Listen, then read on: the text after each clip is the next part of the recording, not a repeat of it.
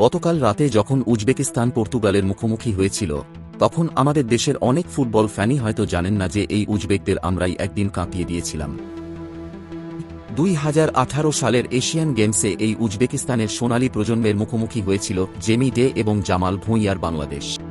আজ তারা পর্তুগালের বিপক্ষে লড়ছে, বিশ্বকাপে খেলছে।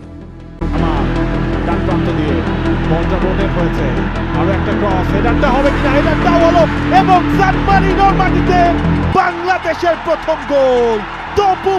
আর আমরা এশিয়া কাপে কোয়ালিফাই করার স্বপ্ন দেখেও দেশের অভ্যন্তরীণ নোংরা রাজনীতির কারণে আজ ধ্বংসের মুখে দাঁড়িয়ে আছি। কিভাবে আমাদের ফুটবলের সর্বনাশ করা হলো, চলুন আজ সব মুখোশ টেনে খোলা যাক। 2006 সালের পর আমাদের জাতীয় দল উজবেকিস্তানের মুখোমুখি না হলেও বয়সভিত্তিক পর্যায়ে আমরা তাদের শক্ত চ্যালেঞ্জ জানিয়েছিলাম। মনে করে দেখুন 2018 এশিয়ান গেমসের কথা। উজবেকদের সেই শক্তিশালী দলের বিপক্ষে বাংলাদেশ 3 গোলে হারলেও মাঠের লড়াইটা ছিল দেখার মতো।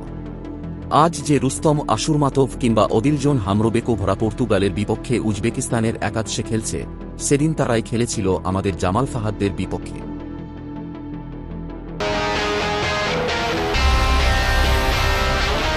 সেই ম্যাচে একটা লং থ্রো থেকে আশুরমাতোভকে সাদুদ্দিন ফাউল করায় ফাহাদের একটা দুর্দান্ত গোল ডিসেল আউট করা হয়।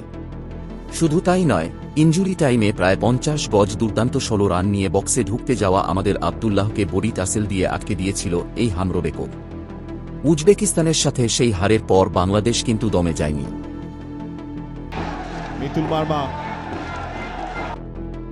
থাইল্যান্ডের সাথে 1-1 গোলে ড্র এবং এরপর কাতারকে 1-0 গোলে হারিয়ে গ্রুপ রানার আপ হিসেবে ইতিহাস গড়ে নকআউটে কোয়ালিফাই করে জেমিদের দল। মজার ব্যাপার কি জানেন?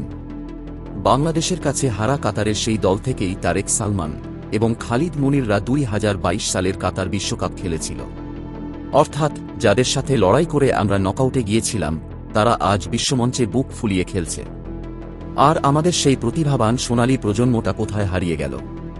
2017 সালের এশিয়ান অনূর্ধ্ব 20 বাছাই, 2018 এশিয়ান গেমস আর অনূর্ধ্ব 23 বাছাই এই টুর্নামেন্টগুলোতে বাংলাদেশের যে দলটা খেলেছিল, আমাদের ফুটবল বিশ্লেষকদের স্পষ্ট ধারণা ছিল যে এই স্কোয়াডটা ঠিকমতো ধরে রাখলে 2023 সালের এশিয়া কাপে কোয়ালিফাই করা 100% সম্ভব ছিল।